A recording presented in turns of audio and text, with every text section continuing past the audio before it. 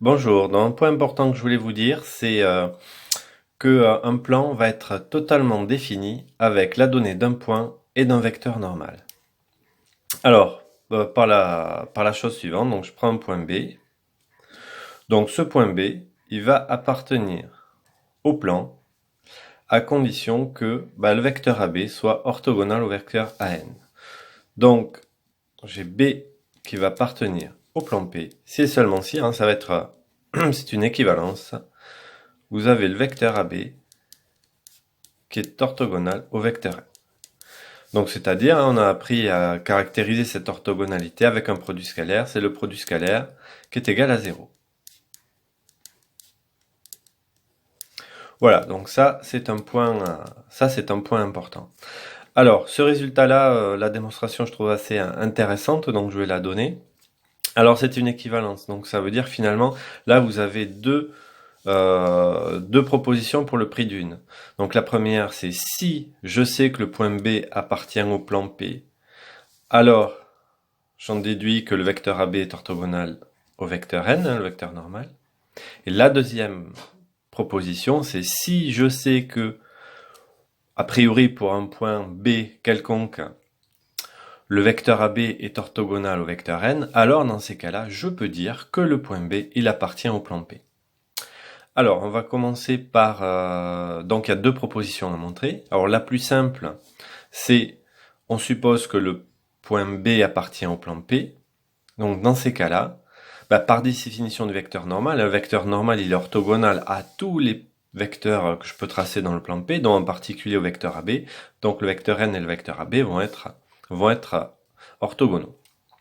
Le deuxième point est un peu plus délicat. Donc, le deuxième point, c'est je prends un point B, pas dans le plan, mais a priori quelconque, mais tel que je sais que le vecteur AB va être orthogonal au vecteur n. Et je vais montrer que le point B appartient au plan P.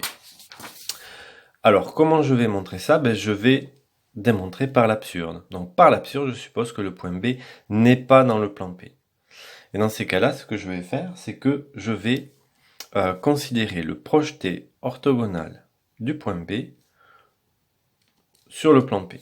Donc projeté orthogonal, ça veut dire que je trace la droite qui passe par B, qui est orthogonale au plan P, et je considère le point B', intersection de cette droite et du plan P. Donc je considère le projeté orthogonal de B dans le plan P, et ce que je vais faire, c'est que le produit scalaire vecteur AB, vecteur n, je vais l'écrire différemment en utilisant la relation de Chasles, en décomposant le vecteur AB avec le vecteur AB' et le vecteur BB'. Alors, ça donne la chose suivante.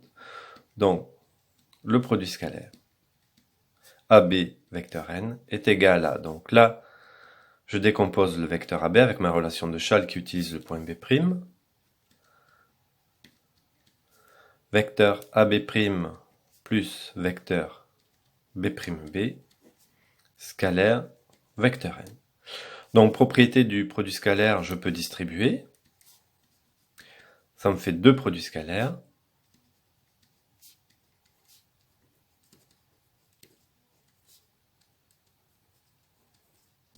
Et je vais regarder la valeur de ces deux produits scalaires-là. Celui-là, je sais que déjà qu'il vaut 0, c'était ma supposition de départ. Par l'absurde, c'était que le point B n'appartient pas au plan P. Alors, déjà, je vais commencer par celui-là. Alors, que vaut ce produit scalaire? Donc là, déjà, vous pouvez mettre un peu sur pause si vous voulez pas de suite que je donne la réponse et que vous voulez un petit peu réfléchir. Alors, le point B', lui, il est dans le plan P, par définition, puisque c'est le projeté orthogonal de B dans le plan.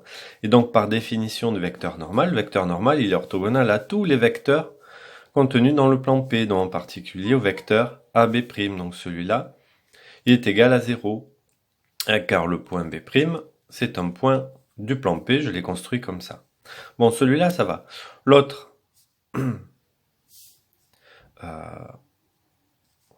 voilà. Alors l'autre, je vais calculer le produit scalaire, donc j'ai le choix des formules. Alors mais si je regarde le vecteur bb', hein, comme il est ici par construction, il est orthogonal au plan P, donc ça veut dire que c'est aussi un vecteur normal, donc ces deux vecteurs-là sont collinéaires, donc je vais par exemple utiliser l'expression avec les longueurs et l'angle, parce que l'angle que forment ces deux vecteurs, hein, c'est soit 0, soit pi. Donc je connais son cosinus. Donc c'est la norme du vecteur b', donc la longueur bb', multipliée par la norme du vecteur n, multipliée par donc le cosinus que forment ces deux vecteurs. Alors ici, b', il est différent de 0, hein, parce que j'ai supposé que B est différent, B n'appartient pas au plan P, donc le point B' lui appartient au plan P, donc ici, c'est pas le vecteur nul, donc sa longueur est différente de 0. Un vecteur normal, par définition, c'est pas le vecteur nul, donc sa longueur est différente de 0. Et là, donc, cet angle-là, on a dit que ça valait 0 ou plus ou moins pi, de pi près. Donc le cosinus, ça vaut plus ou moins 1. Donc, quoi qu'il en soit, quand je fais le produit, j'ai trois quantités qui sont différentes de 0. Donc ici, le produit scalaire est différent de 0. Donc, qu'est-ce que j'ai? J'ai celui-ci qui est égal à 0 et celui-ci qui est différent de 0. Or, j'ai supposé que le produit scalaire est égal à 0. Donc, c'est-à-dire que j'ai une quantité qui est égale à 0, qui est égale à cette quantité-là qui est différente de 0, donc ce qui est absurde. Donc, ce qui est absurde, c'est la supposition de départ par l'absurde. Donc, par l'absurde, j'ai supposé que B n'appartient pas au plan. Donc, comme c'est absurde, ça veut dire que le point B appartient au plan. Donc, c'est ce que je voulais démontrer. Alors, bon, ce résultat, c'est bien joli, mais comment, dans la pratique, je vais l'utiliser?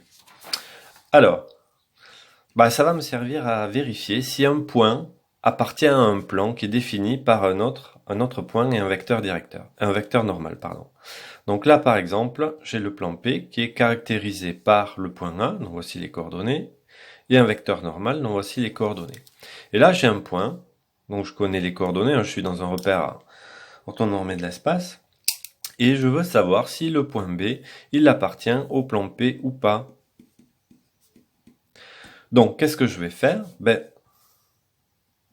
Je vais considérer le vecteur AB et le vecteur N. Donc, soit ces deux vecteurs sont orthogonaux et dans ces cas-là, avec le résultat précédent, je pourrais en déduire que le point B appartient au plan P. Soit ces deux vecteurs ne sont pas orthogonaux et dans ces cas-là, le point B n'appartient pas au plan P. Et comment je vais vérifier que ces deux vecteurs sont orthogonaux ou pas? Avec un produit scalaire. Donc allons-y, c'est parti, on calcule le produit scalaire AB avec le vecteur N. Alors ici, on a besoin des coordonnées du vecteur AB. Donc ici, le vecteur AB a pour coordonnées 1, moins 1, moins 1. Donc quand je fais le produit scalaire, donc je fais x fois x', plus y fois y', plus z multiplié par z'. Et ça devient, hop, ça fait 0 ici. Donc, comme c'est égal à 0, ça veut dire que les vecteurs sont orthogonaux. Et donc, avec la caractérisation précédente, ça veut dire que le point B appartient au plan P.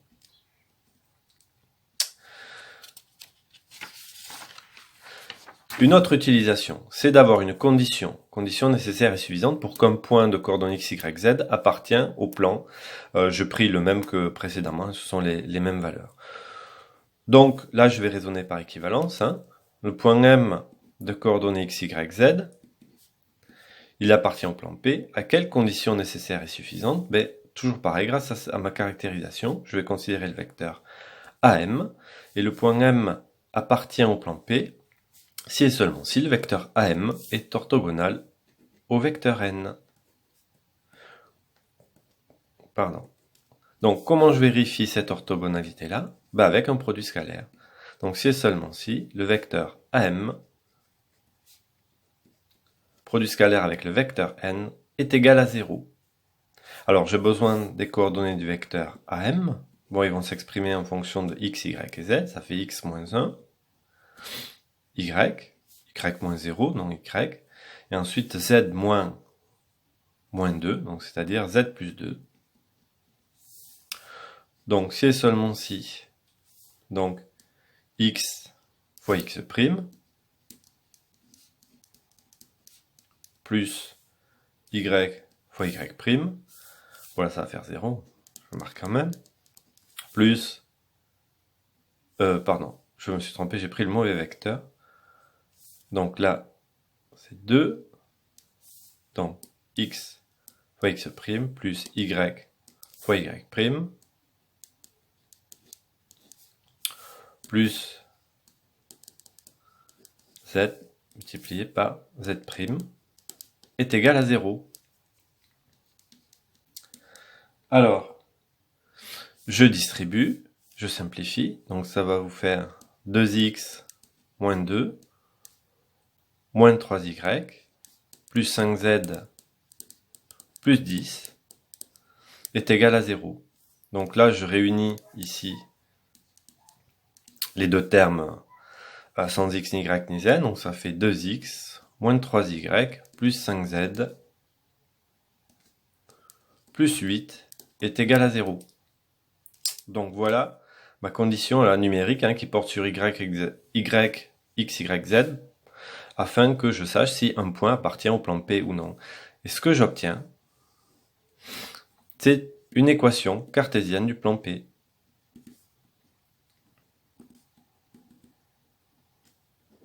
Alors pourquoi équation cartésienne? Parce que l'égalité porte sur x, y et z qui sont c'est les coordonnées de points cette fois-ci.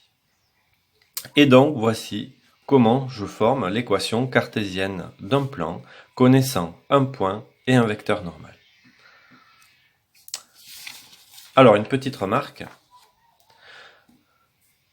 Donc réciproquement, là cette fois-ci je ne vais pas le démontrer, mais réciproquement, donc si je considère l'ensemble des points M de coordonnées x, y, z de l'espace tel que, par exemple j'ai ça, 3x moins 2y plus 4z plus 5 est égal à 0.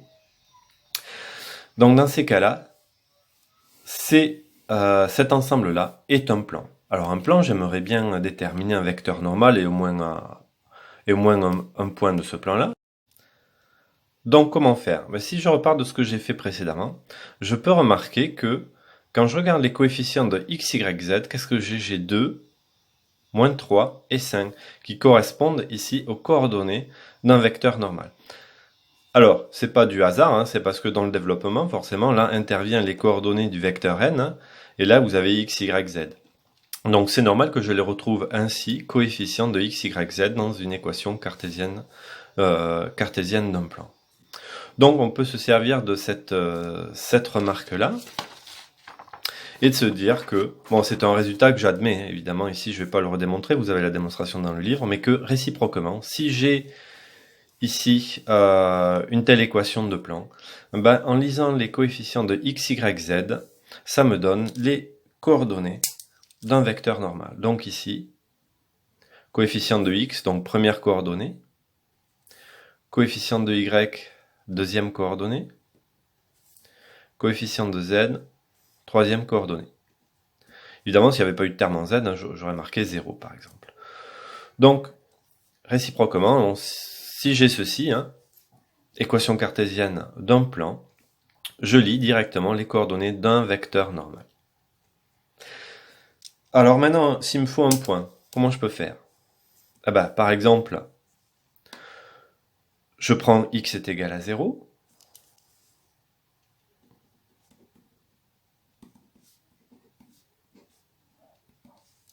Ensuite, je vais prendre y est égal à 0, je ne vais pas me casser la tête. Là, par contre, si je fixe x égale y égale 0, là, par contre, après z, il faudra le calculer. Donc, qu'est-ce que j'obtiens ensuite? J'obtiens 4z plus 5 est égal à 0. Donc z va être solution de cette petite équation, donc ça fait 4z égale moins 5, ce qui fait pour z égale moins 5 quarts. Voilà, bon, j'ai pris x égale à 0, y égale à 0 pour pas me casser la tête, hein. J'aurais pu prendre aussi x égale 1, y est égal à 1, et j'aurais calculé z de la même façon. Ou alors je prends z ce que vous voulez, y ce que vous voulez, et puis vous calculez x. Et en tous les cas, ça vous donne les coordonnées d'un point du plan. Deuxième remarque, c'est que grâce à ça, on aura une deuxième méthode pour former une équation cartésienne de plan. Donc à savoir, si j'ai un plan caractérisé par le point A et le vecteur n, hein, donc c'est le même que précédemment, donc on peut se servir de la remarque précédente, à savoir que mon plan P,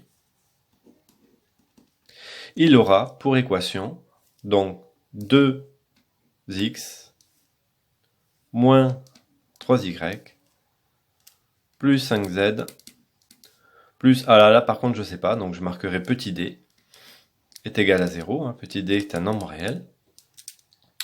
Donc là je rappelle que là c'est le coefficient de x, donc là ça vous fait le coefficient de y, et là ça vous fait le coefficient de z. Alors maintenant il me faut calculer la valeur de d, donc comment faire? Vous pouvez mettre sur pause si vous voulez. Donc je vais me servir du point A. Or A, c'est un point du plan, donc ça veut dire que ces coordonnées vérifient cette égalité-là. Donc ça veut dire que je vais remplacer x par 1, y par 0, z par moins 2, ce qui va me permettre de trouver la valeur d.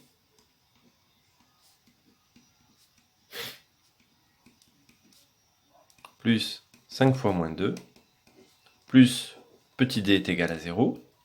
Donc ici ça me fait 2, 2 et moins 10, donc ça fait moins 8. Moins 8 plus d est égal à 0, donc ça veut dire que d est égal à 8. Donc conclusion, mon plan P, il a pour équation 2x moins 3y plus 5z plus 8 est égal à 0. Voilà, je suis content parce que c'est ce qu'on avait trouvé précédemment. Il faut quand même qu'on trouve la même réponse, étant donné qu'ici j'ai pris le même vecteur directeur.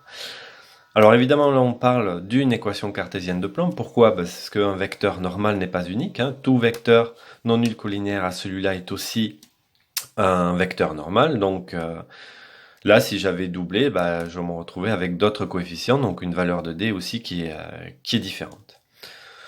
Donc, résultat des courses. On a vu comment vérifier si un point appartenait à un plan défini par un point un vecteur directeur. Et on a vu deux façons pour déterminer une équation cartésienne de plan. Et comment inversement, si j'ai une équation cartésienne de plan, alors je peux lire dans cette équation les coordonnées d'un vecteur normal. Voilà, j'espère que mes explications étaient claires.